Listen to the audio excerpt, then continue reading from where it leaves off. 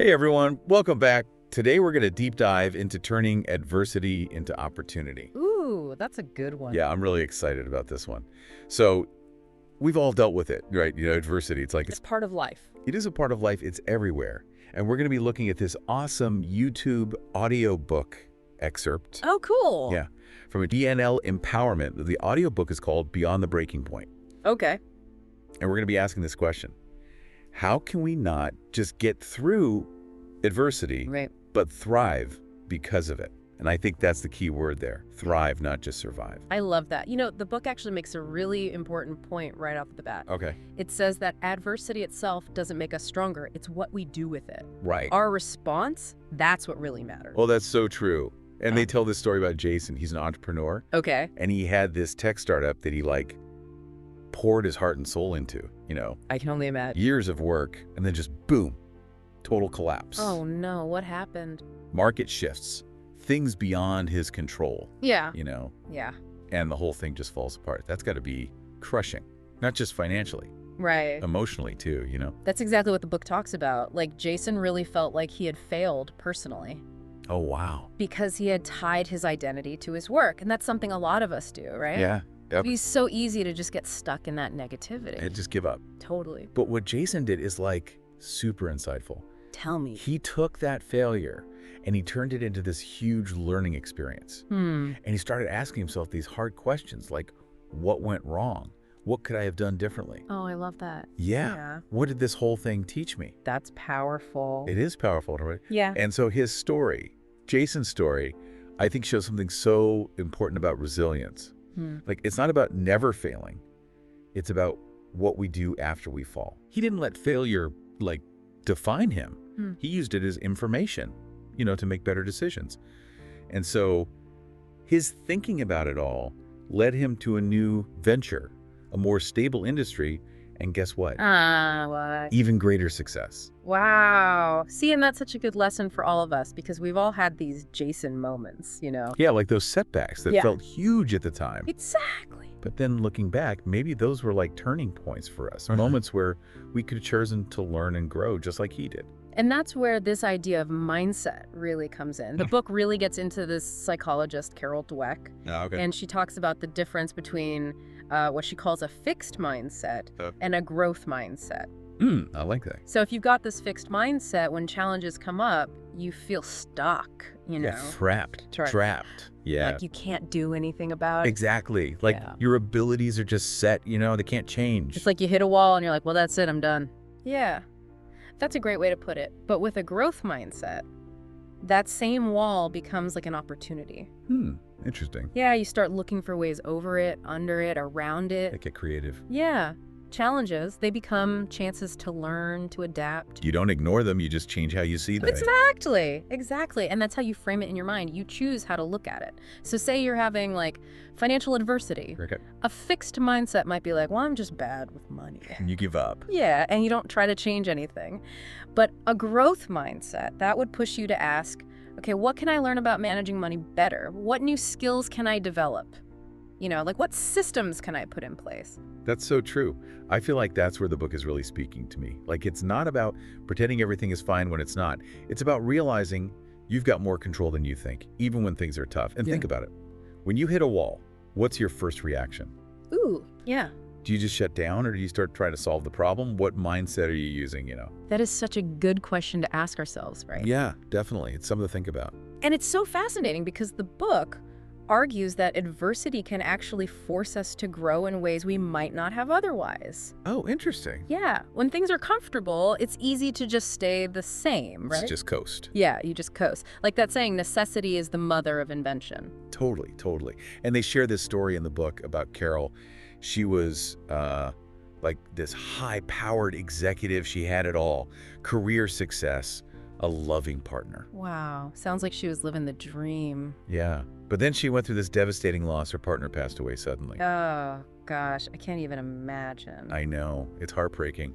And the book talks about how grief just overwhelmed her. She had to step back from her career and wasn't even sure if she would ever go back. But that adversity, as painful as it was, right. It forced her to confront these big questions about her life, what really mattered to her. It makes you reevaluate everything, doesn't it? It does. Yeah. And here's where things get interesting. It wasn't about ignoring the pain of her loss. Okay. It was about facing it. Yeah. And letting it shift how she saw things. Oh, wow. It made her realize that her career, even though it was successful, wasn't truly fulfilling to her, on a deeper level. Yeah, her values had changed. Right. It wasn't about climbing that ladder anymore. It was about making a difference in a way that felt more meaningful to her. And so eventually she transitioned out of that high-powered world and found new purpose, working at a nonprofit. Yeah. And it's important to say this wasn't just about positive thinking. Yeah. It was about going through this difficult process of grief and reflection, and then taking action based on what she now knew. Yeah, that clarity. Exactly. So her story shows us that adversity, as tough as it is, can be like a catalyst for positive change. Like a push in a new direction. Yes. It can push us out of our comfort zones and force us to ask ourselves what truly matters. Yeah. And those shifts, they can lead us to a more fulfilling path, even if it's one we never would have thought of otherwise, I love that.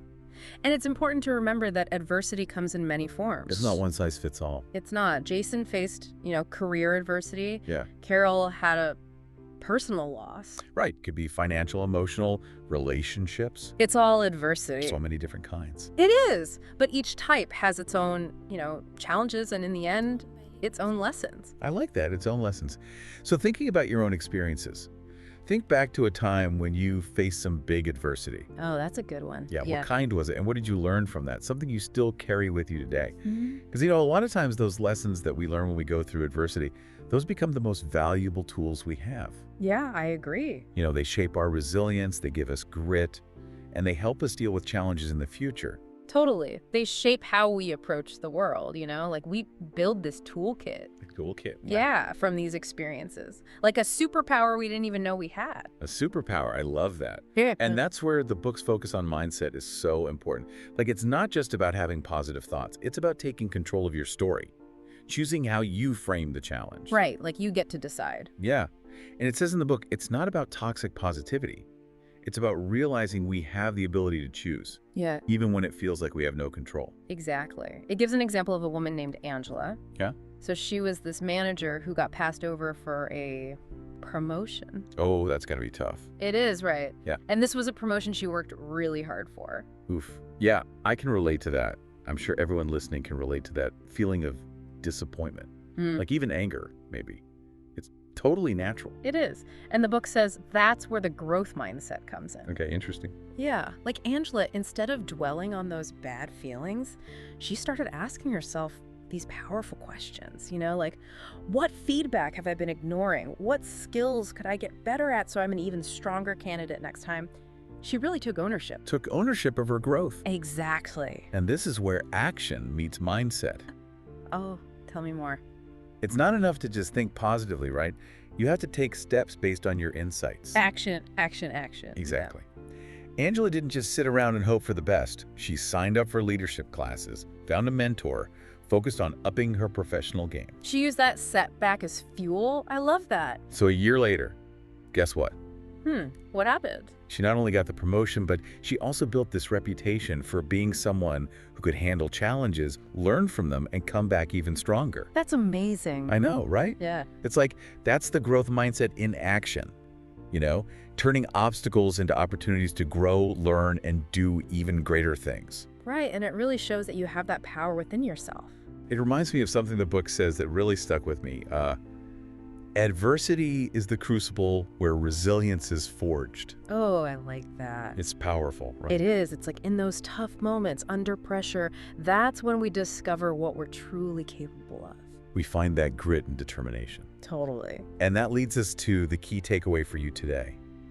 Everyone's going to face adversity. It's just part of being human. Right? It's universal. But you get to choose how you respond.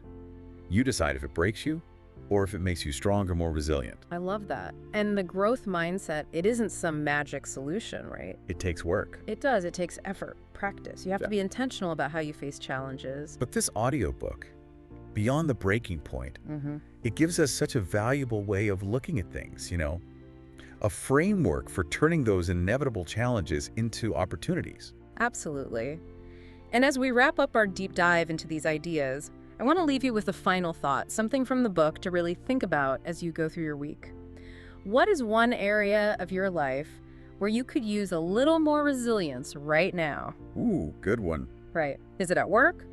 Relationships, your own personal goals, maybe that's all of the above. But figuring that out, that's the first step toward building that resilience muscle, taking ownership of how you respond to challenges. That's a great point. It's about recognizing that you have the power within you, not just to survive, but to thrive, no matter what life throws at you. Love it. We all have these inner resources, these reserves of strength that we might not even know we have until we're tested. It's true. And the more we understand about resilience, the better prepared we'll be to face whatever comes our way. Couldn't agree more. And that's what we hope you got from this deep dive today. It's not just about us summarizing an audiobook. Right. It's about getting you thinking about new ideas, maybe even shifting your perspective in a way that you can actually use in your life. Exactly. If you're interested in going deeper with this topic, I highly recommend checking out the whole audiobook, Beyond the Breaking Point, from BnL Empowerment. It's on YouTube, and they've got a ton of great content on resilience, mindset, personal growth. I'll have to check it out. Yeah. It's worth exploring further, this whole journey of turning adversity into opportunity. It's lifelong, right? And the more we can understand and even welcome those challenges, the better equipped we'll be to not just survive, but to truly thrive. Well said. Well, thanks for joining us on this deep dive. Until next time, remember, you got this.